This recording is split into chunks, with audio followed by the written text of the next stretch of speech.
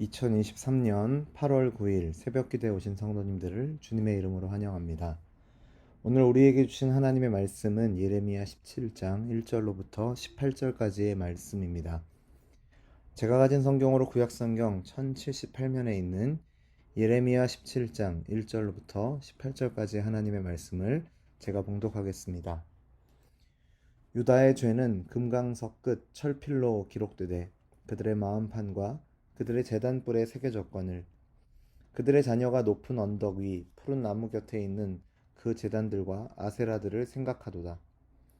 들에 있는 나의 산아, 내 온 영토의 죄로 말미암아 내가 내 재산과 내 모든 보물과 산당들로 노략을 당하게 하리니 내가 내게 준 내 기업에서 내 손을 뗄 것이며 또 내가 너로 하여금 너의 알지 못하는 땅에서 내 원수를 섬기게 하리니 이는 너희가 내 노를 맹렬하게 하여 영원히 타는 불을 일으켰음이라. 여호와께서 이와 같이 말씀하시니라. 무릇 사람을 믿으며 육신으로 그의 힘을 삼고 마음이 여호와에게서 떠난 그 사람은 저주를 받을 것이라. 그는 사막의 떨기나무 같아서 좋은 일이 오는 것을 보지 못하고 광야 간조한 곳 건건한 땅 사람이 살지 않는 땅에 살리라. 그러나 무릇 여호와를 의지하며 여호와를 의뢰하는 사람은 복을 받을 것이라. 그는 물가에 심어진 나무가 그 뿌리를 강변에 뻗치고 더위가 올지라도 두려워하지 아니하며 그 잎이 청청하며 가무는 해에도 걱정이 없고 결실이 그치지 아니함 같으리라. 만물보다 거짓되고 심히 부패한 것은 마음이라.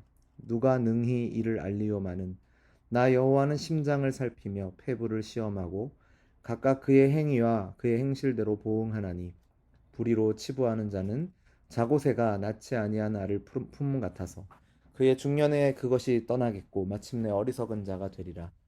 영화로우신 보좌여 시작부터 높이 계시며 우리의 성소이시며 이스라엘의 소망이신 여호와여 무릇 주를 버리는 자는 다 수치를 당할 것이라.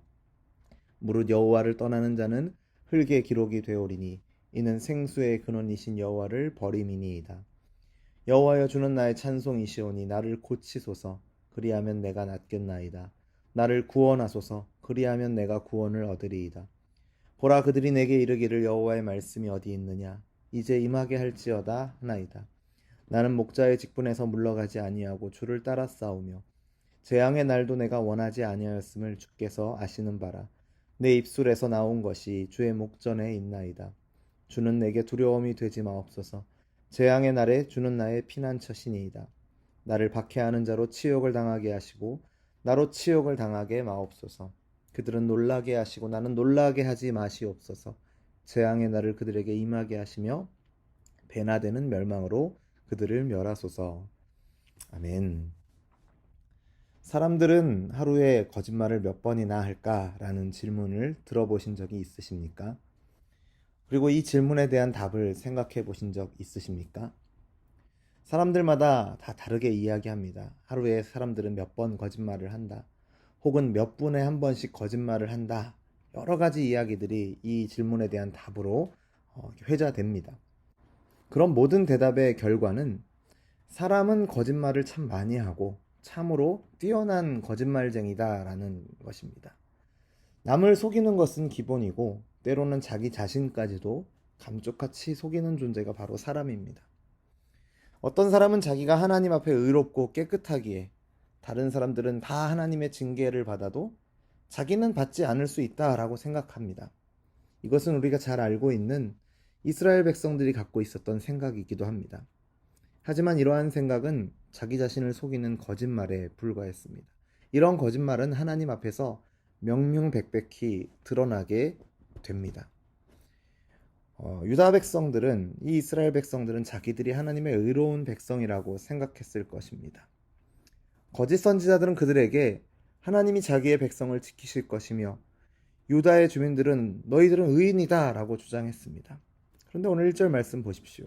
그들의 모습은 어떠합니까?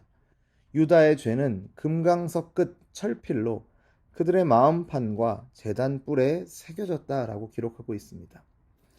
이들은 죄를 지을 때마다 제단에 제물을 올려드렸지만 그것은 하나님을 속이는 행위였을 뿐 마음으로 회개하지 않았기 때문에 그 죄는 사해지지 않았습니다. 그래서 제단의 뿔에 여전히 죄가 남아 있었습니다. 진심으로 이들이 회개하지 않았다는 것을 어떻게 알 수 있습니까? 자녀들이 여전히 우상 숭배를 생각하고 있다라는 사실에서 알 수 있습니다. 하나님은 진실한 마음 없이 회개하는 척하는 제사를, 회개하는 척하는 예배를 받지 않으십니다. 오늘 이스라엘 백성들, 이 유다 백성들은 그렇게 하나님께 마음 없는 제사, 회개 없는 제사를 드렸기에 이들의 온 영토가 노략당하고 원수의 지배를 받게 됩니다. 지난 주일부터 우리가 예배 시간에 참회의 기도를 드립니다. 우리는 이러한 참회의 기도뿐만 아니라 참 예배 드릴 때마다, 때로는 기도할 때마다 우리가 하나님께 죄를 고백하고 용서를 구합니다.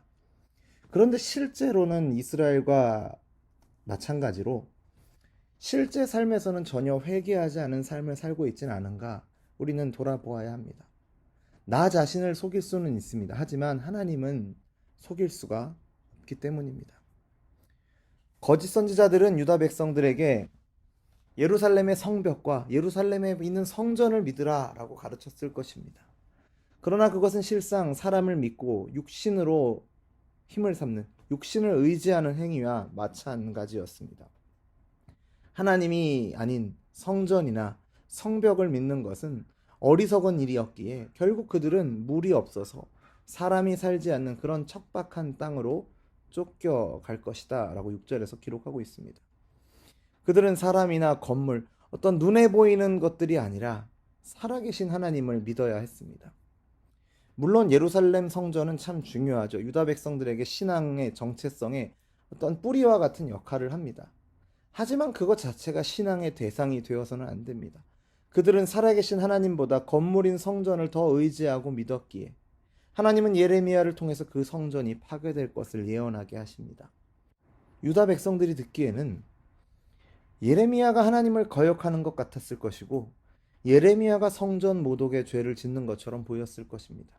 하지만 예레미야는 성전을 의지하며 하나님이 성전을 지키시리라 라고 말하는 자들보다 더욱 하나님을 의지하는 자였습니다. 유다의 백성들은 보이는 것들을 의지하고 믿었지만 예레미야는 눈에 보이지 않지만 분명히 살아계신 하나님을 온전히 의지했던 사람입니다. 이것을 우리는 그의 기도를 통해서 알 수 있습니다. 12절 이후의 말씀을 보십시오. 영화로우신 보좌여 시작부터 높이 계시며 우리의 성소이시며. 예레미야는 하나님을 부를 때 보좌와 성소로 부르고 있습니다. 둘 다 성전을 생각하면 떠올릴 수 있는 대표적인 장소들이죠. 예레미야는 건물로서의 성전이 바벨론에 의해서 파괴되겠지만 하나님 자신이 우리의 보좌와 성소가 되실 것을 바라보고 거기에 소망을 두고 있습니다. 눈에 보이는 성전 건물은 파괴되어도 여호와 하나님은 여전히 이스라엘의 소망이 되실 것이며 그렇기에 주님을 버리는 자들은 다 수치를 당할 것이다 라고 말하고 있습니다. 13절 말씀을 보십시오. 그렇게 여호와를 떠나는 자는 흙에 기록이 된다 라고 말하고 있습니다. 이것이 무슨 말입니까? 그렇게 여호와를 버리는 자들은 수치를 당할 것입니다.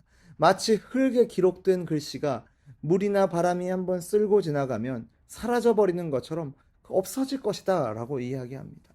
자기들 스스로도 하나님을 잘 믿고 있다고 착각하고 속이고 있는 유다 백성들, 그리고 그런 성전을 의지하는 자들을 향해서 하나님이 성전을 지키실 것이다 라고 말했던 자들과는 다르게 예레미야는 이 건물은 사라질 것이다, 하지만 하나님에 대한 믿음은 오히려 더욱 굳건해야 한다 라고 말하고 있습니다. 이 예레미야와 유다의 모습을 통해서, 이 백성들의 모습을 통해서 우리는 한 가지 중요한 사실을 보게 됩니다. 그것은 바로 눈에 보이지는 않으나 분명히 살아계신 하나님을 온전히 의지해야 한다라는 것입니다. 많은 경우에 사람들은 눈에 보이는 것들을 의지하고 그것들을 믿습니다. 그리고 믿는다라고 말하는 사람들 중에서도 하나님을 의지한다라고 말하면서도 실제로는 사람의 힘과 능력을 의지하는 경우를 우리는 종종 보게 되고 또 스스로도 경험하게 됩니다. 그 힘과 능력을, 그 눈에 보이는 것들을 하나님이 지키실 것이다 라고 맹신하고요, 그것이 사라지게 되면 그 믿음의 방향을 잃어버리게 되는 경우를 우리는 어렵지 않게 볼 수 있습니다. 나로부터 출발하는 신앙, 보이는 것을 의지하는 신앙은 영원할 수도 온전할 수도 없습니다. 속담에 공든탑이 무너지랴라는 말이 있죠. 신앙에 있어서 공든탑은 무너질 수 있습니다. 나로부터 출발한 신앙의 탑은 무너지게 되어 있습니다. 아무리 잘 감추고 포장해서 심지어는 자기 자신마저도 속일 정도로 겉으로 완벽해 보이게 행동한다 할지라도 하나님은 중심을 보시는 분이십니다. 만물보다 거짓되고 심히 부패한 그 마음을 세상 사람들은 알 수 없습니다. 자기 자신도 거기에 속을 수 있습니다. 하지만 하나님은 그 심장을 살피고 폐부를 시험하고 각각 그의 행위와 행실대로 보응하시는 분이다라고 오늘 본문은 분명하게 말하고 있습니다. 말씀의 처음에 이야기했던 것처럼 사람들은 참 거짓말을 많이 합니다. 너무나도 마음이 부패해서 참과 거짓을 구별하는 것이 심히 어렵습니다. 이것은 신앙생활에 있어서도 마찬가지입니다. 겉으로 보기에는 경건하고 하나님을 의뢰하는 것처럼, 하나님을 의지하는 것처럼 보이지만 실제로는 계산된 행동인 경우도 있습니다. 예수님 시대의 바리새인과 서기관들처럼 말이죠. 그들은 사람들에게 보이려고 기도하거나 구제를 실천했던 사람들입니다. 사람들은 그들의 행동을 보고 그들을 경건하다 칭찬합니다. 하지만 하나님은 절대 속지 않으십니다. 자고새의 비유를 통해 말하고 있는 것처럼 아무리 정성스럽게 겉으로 포장하고 가꾸고 속이려고 해도 결국에는 모든 것이 다 드러날 때가 올 것입니다. 겉으로 경건한 척 아무리 열심히 꾸며도 하나님의 인정을 받을 수는 없다라는 것을 우리는 반드시 기억해야 합니다. 신앙생활은 사람 앞에 하는 것이 아닙니다. 금식을 할 때 머리에 기름을 바르고 얼굴을 씻으라고 우리 주님께서 말씀하셨습니다. 왜냐하면 금식 역시도 사람에게 보이기 위한 것이 아니라 은밀한 중에 보시고 갚으시는 하나님께 해야 하는 것이기 때문입니다. 하나님 앞에서 해야 하는 행동이기 때문입니다. 신앙생활은 사람들과 함께 합니다. 함께 공동체를 이루어 갑니다. 동역자이고 파트너입니다. 우리가 착각하면 안 됩니다. 그들에게 보이기 위한 신앙생활이 되어서는 안 됩니다.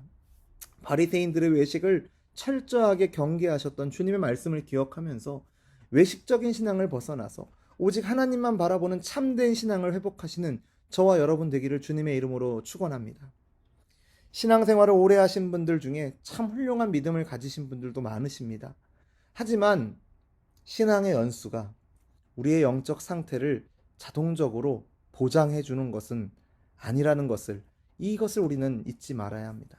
신앙생활을 오래 했다고 해서 자기를 하나님 앞에서 거룩하다 여기고 자신의 영적 상태에 관심을 갖지 않는다면, 나는 아무 문제 없고 하나님의 백성으로 잘 살고 있다고 생각한다면 이는 자신을 속이는 것이 될 것이고, 선민사상에 젖은 채 자신들의 부패한 실체를 알지 못했던 이스라엘과 다를 바 없을 것입니다. 택함받은 하나님의 백성의 범죄를 우리는 성경을 통해 수없이 보고 있지 않습니까? 우리가 시간을 정해서 예배를 드리는 장소에 모이는 것이 하나님 앞에서의 우리의 진실함과 때론 아무런 관계가 없을 수 있다는 것을 늘 경계하면서 우리 자신을 돌아보는 은혜가 있기를 간절히 원합니다. 깨어있는 저와 여러분이 되기를 주님의 이름으로 축원합니다.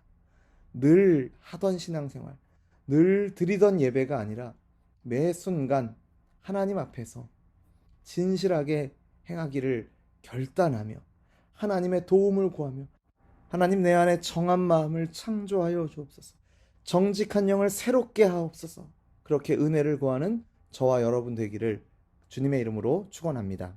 기도하겠습니다. 전지전능하신 하나님 아버지, 오늘도 우리에게 은혜를 주셔서 겸손한 마음으로 하나님 앞에 설 수 있도록 인도하여 주심을 감사드립니다. 다윗의 고백과 같이 하나님의 도움 없이는 참으로 부패하고 더러운 죄로 가득한 것이 우리의 모습임을 고백합니다. 우리 안에 정한 마음을 창조해 주시옵소서. 기존에 있는 것을 개선하는 정도가 아니라 아예 없는 그것을 우리 안에 하나님께서 만들어 주시고 정직한 영을 새롭게 하여 주옵소서. 넘치도록 부어 주옵소서. 눈에 보이는 것들을 의지하고 믿으면서 정작 그것들을 만드시고 허락하신 하나님은 믿지 못했던 이스라엘, 그러면서도 스스로를 기만하여 하나님을 잘 믿고 있다고 하나님과 사람 앞에서 자기의 의를 자랑했던 그런 어리석은 모습을 오늘 우리가 반복하지 않도록 우리를 깨워 주시옵소서.